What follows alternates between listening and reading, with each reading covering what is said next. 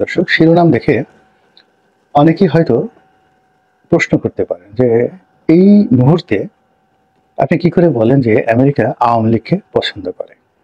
এগুলো এক।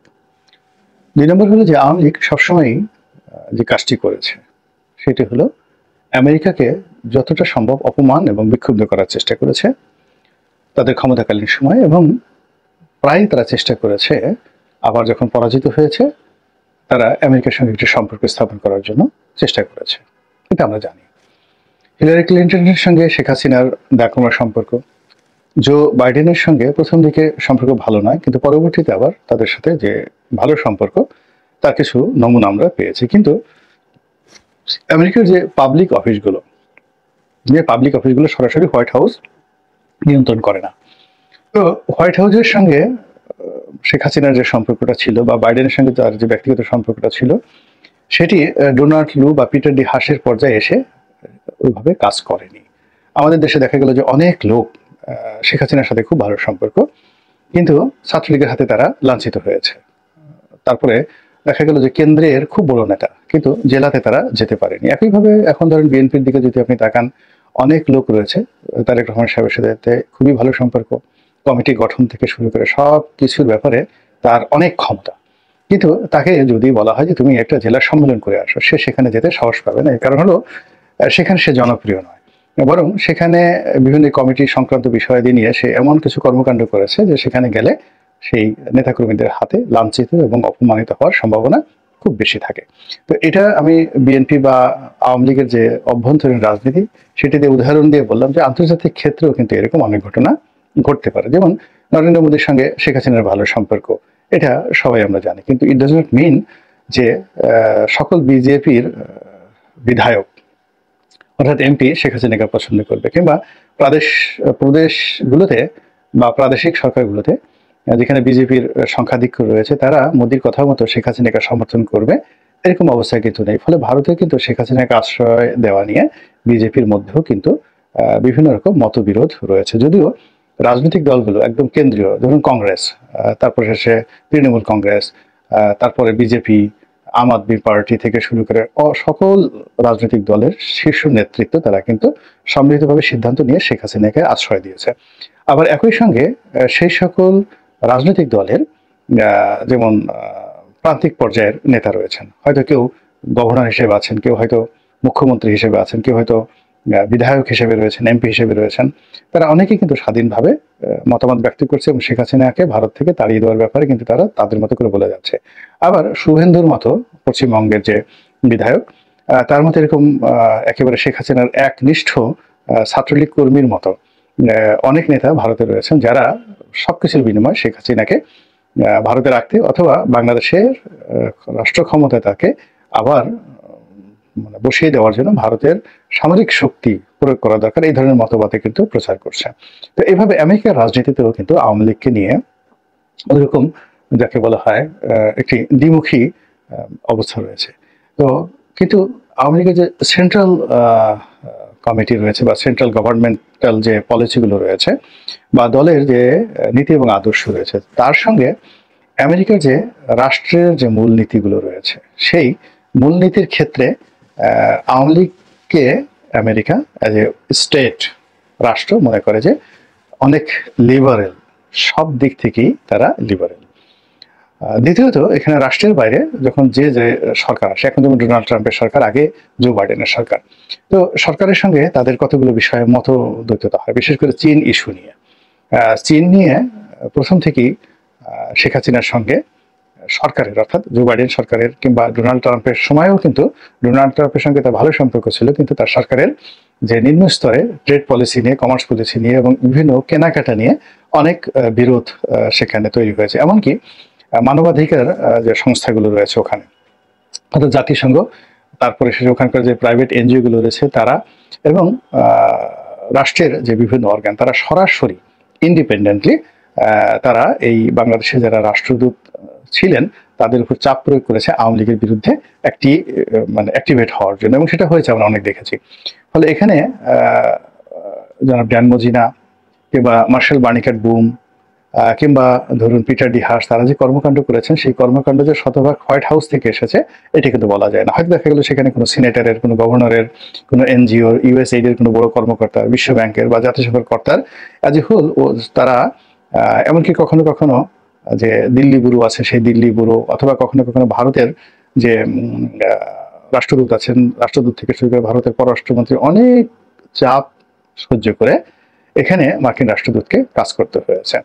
তো এত কিছুর পরেও আমেরিকা কিন্তু সবার মানে সর্বশক্তি দিয়ে চেষ্টা করেছে শেখ হাসিনার সঙ্গে একটি সুসম্পর্ক স্থাপন করার জন্য, কিন্তু বাস্তবতা হলো শেখ হাসিনা এই বিষয়টি মূল্যায়ন করতে পারেননি। তিনি যখনই বিপদে পড়েছেন, বিপদে পড়ার সঙ্গে সঙ্গে তিনি অবনত হয়েছেন, কখনো মোদির কাছে, কখনো চীনের কাছে, তারপরে কখনো আমেরিকার কাছে, এমনকি কখনো আমেরিকার যে বাংলাদেশের রাষ্ট্রদূত রয়েছে তাদের কাছে। এই বিষয়গুলো মূলত তাকে একটা আনপ্রেডিক্টেবল ক্যারেক্টার, একটা অস্থির চিত্তের ভদ্র মহিলা হিসেবে অনেকের কাছে মানে বিশ্বাসযোগ্যতা পাওয়ার জন্য যে ক্যারেক্টারিস্টিক্স দরকার সেটি তিনি প্রতিষ্ঠা করতে পারেননি।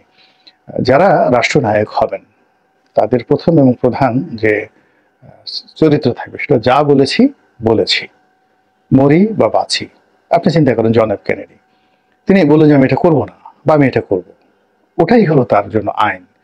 তিনি বার্লিন দেয়াল ভেঙে দিতে চাইলেন, কিংবা ধরুন রোনাল্ড রিগান, তিনি যেটা করতে চেয়েছেন করে ফেলেছেন।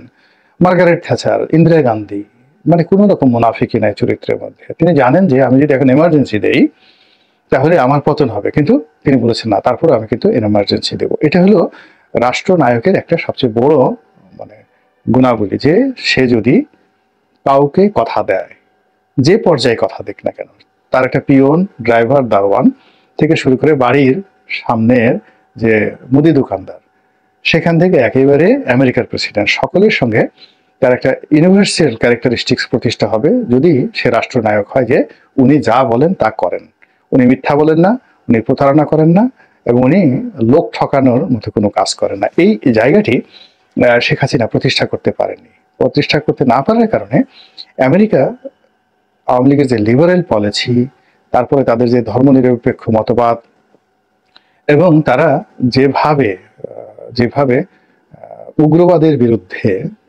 যে শক্তি নিয়োগ করেছে, এটা আমেরিকার খুব পছন্দের ছিল, ভীষণ রকম পছন্দের ছিল। এবং এই জন্য আমেরিকা কিন্তু দুই হাতে, অর্থাৎ একদিকে শেখ হাসিনার হাতে বিরোধ, কিন্তু আপনি ইউএস এইডের যে ট্র্যাক রেকর্ড দেখেন, তারা যে পরিমাণ অর্থ এই গত 15 বছরে বাংলাদেশকে দিয়েছে, এই 15 বছরের অর্থের সঙ্গে আপনার বাংলাদেশ স্বাধীন হওয়ার পর থেকে এই পর্যন্ত আপনি তুলনা করলে দেখবেন যে এই 2 বছর অর্থ বেশি, অর্থাৎ এই যাবৎকালে তারা $8.5 বিলিয়ন মতো অর্থ দিয়েছে, এবং এই মানে যার কোনো হিসেব নেই। তো এই $8.5 বিলিয়নের মধ্যে মোর দেন $4.5 বিলিয়ন বা অলমোস্ট $5 বিলিয়ন তারা দিয়েছে কিন্তু এই গত 15 বছরের মধ্যে। এর মধ্যে এই যে দেখেন টিকাতে, করোনার যে করোনার টিকাতে আমরা শোনা যায় প্রায় 50,000 কোটি টাকা এই সরকার মানে স্বাস্থ্য মন্ত্রণালয় এরা ব্যয় করেছে। অথচ এই যে টিকার একটা বিশেষ অংশ, বিরাট অংশ ফ্রি অফ কস্টে আমেরিকা দিয়েছে। আর এই যে 50,000 কোটি টাকা দেখেন, এটা নিয়ে যদি দুর্নীতি দমন কমিশন তদন্ত করে দেখবে যে মানে এর সাথে যে কারা জড়িত এবং এখানে যে কিভাবে টাকা মেরে দিয়েছে সবাই এই করোনার নাম করে, যেটার কোনো হদিস নাই। সিমিলারলি এই রোহিঙ্গাদের আশ্রয় দেওয়া, তাদেরকে কেনা কাটা, তাদেরকে খাওয়ানো, এই জায়গাতে অলমোস্ট এরকম প্রায় 50,000 কোটি টাকা কিন্তু খরচ হয়েছে। তা করোনাতে 50,000 কোটি টাকা, তারপরে রোহিঙ্গাদের পেছনে অলমোস্ট 50,000 কোটি টাকা আওয়ামী লীগ জমানাতে, এবং রূপপুর পারমাণবিক বিদ্যুৎ কেন্দ্র, এই 3টি মেগা প্রকল্পে যে পরিমাণ অর্থ লুটপাট হয়েছে এবং এখনো যে বন্ধ হয়েছে তাও কিন্তু বলা যাচ্ছে না। তো যাই হোক, এই জিনিসগুলোকে আমেরিকা মানে আওয়ামী লীগের মাধ্যমে তাদের কতগুলো বিষয় তারা এখানে প্রতিষ্ঠিত করতে চেয়েছিল। এটা সত্য যে তারা সেন্ট মার্টিন নিয়ে তাদের একটা প্ল্যান ছিল, এবং এটা এখন আপনারা স্পষ্ট বুঝতে পারছেন যে শেখ হাসিনার পতনের পর্যায়ে পুরো কথাটা কিন্তু ভুয়া ছিল না। এখন আপনি সেন্ট মার্টিনের অবস্থান, সেখানে পর্যটক যাওয়া আসা এবং নতুন সরকারের নড়াচড়া দেখলে বুঝতে পারবেন যে আমেরিকা আসলে তখন সত্যিকার অর্থে শেখ হাসিনার কাছে কি চেয়েছিল। 2 নম্বর হলো যে আমেরিকা কেন জামাত এবং বিএনপিকে পছন্দ করছে না। এর কারণ হলো আমেরিকা এই দুটো দলকে একেবারে প্রথম থেকেই তারা মনে করছে যে এরা ধর্মভিত্তিক রাজনীতি করে, তাদের মধ্যে ইসলাম প্রীতি বলেন এবং অন্য ধর্ম যারা লোকজন রয়েছে তাদেরকে প্রিভিলেজ না দেওয়া থেকে শুরু করে হিন্দুদের প্রতি নির্যাতন, এই জিনিসগুলো আমেরিকার দলিল দস্তাবেজে রীতিমতো লিখিত রয়েছে।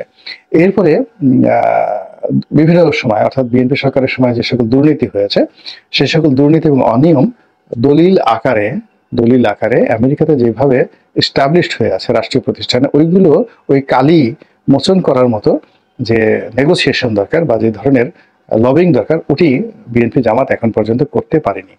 বিএনপি লবিং করেছে আওয়ামী লীগের বিরুদ্ধে, জামাত লবিং করেছে যুদ্ধাপরাধীদের বিচার বন্ধ করার জন্য বা মানে আওয়ামী লীগকে নিবৃত করার জন্য। এর বাইরে তাদের সম্পর্কে যে মতামত রয়েছে বা আমেরিকার যে রাষ্ট্র শক্তি হোল সিস্টেমটি যেভাবে জামাত সম্পর্কে খুবই নেতিবাচক ধারণা পোষণ করে এ টু জেড, আবার বিএনপি সম্পর্কেও কিন্তু তাদের সেই নেতিবাচক জিনিসটি তারা করে। বিএনপির যারা অনেকে আমেরিকার স্টেট ডিপার্টমেন্টের প্রোগ্রামে সেখানে গিয়েছেন, তারা এসে কতটা রিপোর্ট করেছেন দলীয় প্রধানের কাছে আমি বলতে পারবো না, কিন্তু আমিও সেই স্টেট ডিপার্টমেন্টের যে মানে প্রোগ্রামগুলো সেই প্রোগ্রামগুলোতে অংশগ্রহণ করেছি এবং সেখানে আমি বোঝার চেষ্টা করেছি যে বিএনপি, জামাত এবং আওয়ামী লীগ কিংবা জাতীয় পার্টি এই দলগুলোকে আমেরিকা আসলে কিভাবে ট্রিট করে। তো সেই ট্রিটমেন্টের ক্ষেত্রে তারা এখনো পর্যন্ত আওয়ামী লীগকেই তারা কিন্তু এখানে যে রাজনৈতিক দলগুলো রয়েছে সেই দলগুলোর মধ্যে সর্বোচ্চ স্থানে রেখেছে।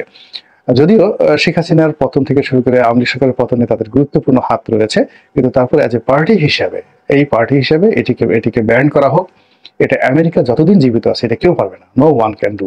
আপনি দেখেছেন যে ডক্টর মোহাম্মদ ইউনূসের সঙ্গে যে মার্কিন রাষ্ট্রদূত দেখা করেছেন, সেখানে স্পষ্টত তিনি আওয়ামী লীগের রাজনীতি করার ব্যাপারে যে বক্তব্য দিয়েছেন এটাতেই একেবারে যা বলতে চাচ্ছে আমেরিকা সেটা ভেরি লাউড অ্যান্ড ক্লিয়ার, অত্যন্ত উচ্চ স্বরে এবং অত্যন্ত ক্লিয়ার ভাবে কোনো রাগ ঢাক ছাড়াই কথাগুলো বলেছে। কাজেই যারা মানে আওয়ামী লীগকে মোকাবেলা করতে চান, আওয়ামী লীগকে নিষিদ্ধ করতে চান, তাদেরকে সবার আগে যে কাজটি করতে হবে দিল্লি এবং আমেরিকার যে জায়গাগুলো রয়েছে সেই জায়গাগুলোতে বেশ ডিপ্লোম্যাটিক সেখানে একটা অপারেশন চালাতে হবে এবং সেই অপারেশন সাকসেস না হওয়া পর্যন্ত বাংলাদেশের সাথে যা কিছুই করেন সেটা আনাকুম জানাকুম পর্যন্তই থেকে যাবে, আলটিমেটলি ভালো কিছু হবে না। আল্লাহ আমাদের সবাইকে হেদায়েত দান করুন।